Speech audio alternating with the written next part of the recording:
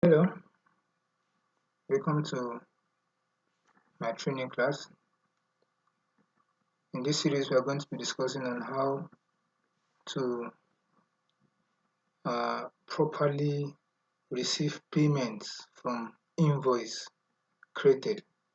So sometimes we sell on credit and receive payment thereafter or afterwards. So the best way is to follow through this chart. We create invoice, then we receive the payment from the invoice. But before then, I want to edit as a result of my last class. I was dealing with undeposited funds, so let me uncheck that. Okay, now, uh, okay, so we have, I'm go to customer center. Let's see. Okay, Steve here is owing us 872. Okay, so the proper thing to do is to receive payment. But most of us, some of the time, we go directly to record deposit. So, but I'm going to show us how it's going to affect our financials. So, but it will go because recording deposit against uh, an invoice or a customer is like an advance payment. It's like an advance payment you are receiving from that customer. So, if you want to go with advance payment, that's the proper way to go about it. But most of the time, we don't receive advance payment. We just go ahead and receive. So, I'm going to select Steve. You see, they're asking me to go to receive payment, but some people still go ahead, maybe if it is not allowed in settings. So let's go to, they will now select account receivable from account receivable here. So let's see the list of transactions from this customer center. Okay, let me go to customer center. Let's say you want to pay a particular amount for Steve. Let's say you want to pay 145,000 naira. Okay, so what we're going to do now, what they usually do, 145, so the mistake done here is to record this 145,000 here. Now, the 145,000 is there. So let's go ahead and save this transaction. Save and close. So now, I'm going to show us what just happened. Now, you see it has reduced to 727 from 872. But if you look over here, there is no record of any transaction as regards that 145. It's still the invoice that's reflecting as 145, but the debt account has reduced to 727, which is correct, but the is not reflected here in the transaction. Now what happened is that the amount was received as an advance payment. So that's the proper way. You can go to my videos to check on that. So, but you are not going to see it here now. So now another method, another way that they do record this transaction wrongly is, let's say you go to okay, we'll go to company and make general journals. Okay, so I'm still going to make use of that 145, or let's say 400,000, which is the second item. So they go ahead to deposit the bank, which is 400,000 naira.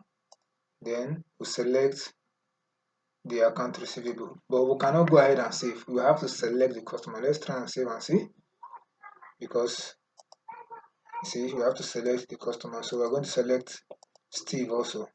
So remember, we use 145 and 400, so Steve. Okay, now let's go ahead and save and close. Okay, now we're going to still check our report. You see it has reduced to 327, but this time around the 400,000 is recorded here. the 400,000 is recorded here. Okay, then the balance now is 327,125. So now let's go to our report. Let's go to company and financial. We'll go to balance sheet. On balance sheet is going to show us the actual balance, which is 488, which is correct. If I double click now, it's going to show us. So we have two customers here. So let me do the account by customer, so that I'll see individual customers. Okay, you see now that the balance for Steve is 327, the same balance that's reflecting here under customer center, 327, which is correct. Then the balance for customer 161 is also reflected here as 161,000, which is correct. Are we getting it now? But let's go ahead to receive payment. Now when you go to home and go through this receive payment here, you're going to see the balance that we are still having after selecting Steve. Now you see the 872,000 is still showing as a balance. But over here, you will see that they are telling us that we have an available credit of 545. The first one that was done through deposit, and the second one that was done through general journal. So you see, it is not applied to any of these invoices, and this is not the right way to do it. It's not applied to any of these invoices. So if you want to learn on how to go with credit, you can go to my videos to check. But let's say I'm assuming we are not going to credit here. So, and we are receiving our payment to Sterling Bank. Now let's go to Sterling Bank. Let's go to bank register and see what has been recorded in the bank. Now you see we have 145,000 and 400,000. These transactions are in the bank. Okay, you can go to chart of account, under list, chart of account. Then you see Sterling Bank is 580. You can also double click to take you to the account register. You see we have 35,000 initially. Now we're having plus 145 plus 400. Actually, this transaction entered the bank, but they were as an advance payment. Okay, and let's go back to the receive payment. Now, if I'm going to receive this payment again to bank, let's say it's a double entry, like a double transaction, is a duplicate. So, but now you are seeing we still have a balance of 872, just like it was before. So how do you now apply this credit? So we'll go to discount and credit. But we are not here to apply credit. We are here to tell us the proper way to record payment received on an invoice. So this is what I'm going to do.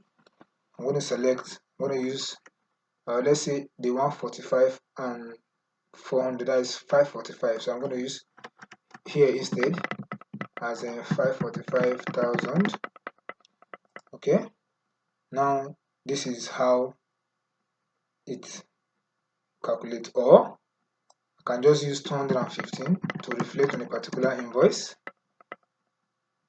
Okay, which is this 215,000. So if I'm going to save this now, mind you, it's going to be twice. This transaction is going to hit the bank twice. So this is a very wrong way to do it. As in, the first method I use is the very wrong way, because you can see that we have 545 on ground as credit, but none has been applied to this transaction, and they are all received in the bank. So that is not the proper way to do that. So what I'm going to do now is to go back to the deposit initially made. I don't want us to have a double posting, so we'll go to the deposit we made initially, and also go to okay, or we can just go to the journal we created also. So we'll go to general journal. Mind you, I'm deleting them because of we are just training. So it's not a proper way to go about. So I'm going to delete this transaction now, because that's not the proper way to receive a payment on an invoice. Okay, if I exit this now, I'll go back to my report. You see it will reduce to, I guess, 145. Yeah, okay, now we have available credit of 145. Now if I go to reports or banking, I go to chart of account. I think we have chart of account here. Then I double click on that Sterling Bank. So I'm going to go ahead to delete. I'll right click and delete this transaction, this deposit, so that I don't have any. So that is a wrong way to receive payment against an inventory. So now I go back to receive payment. Now you see there is zero. There is nothing. There is no credit available again. Now I have 215,000, which is very correct. So I'm going to go ahead now. If you go to customer center, you see that is 872 now is there, and everything is back to normal. So but when I go ahead to receive payment now and then save this payment now, you see now save and close. Okay, when next I want to receive payment, I should to 667, and it's also reflected here as 215. When next I go to receive payment again, I'm not going to see that 215,000. So I want to click on receive payment. Now you see over here, I'm going to select Steve. Now after selecting Steve, you can see we don't have 215. It's tally 657 is also tallying with the 657 that is on customer center. So this is the right way.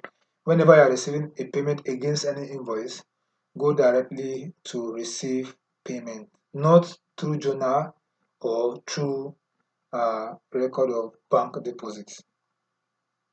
Okay, see you guys in my next class. Have a wonderful day, and then bye.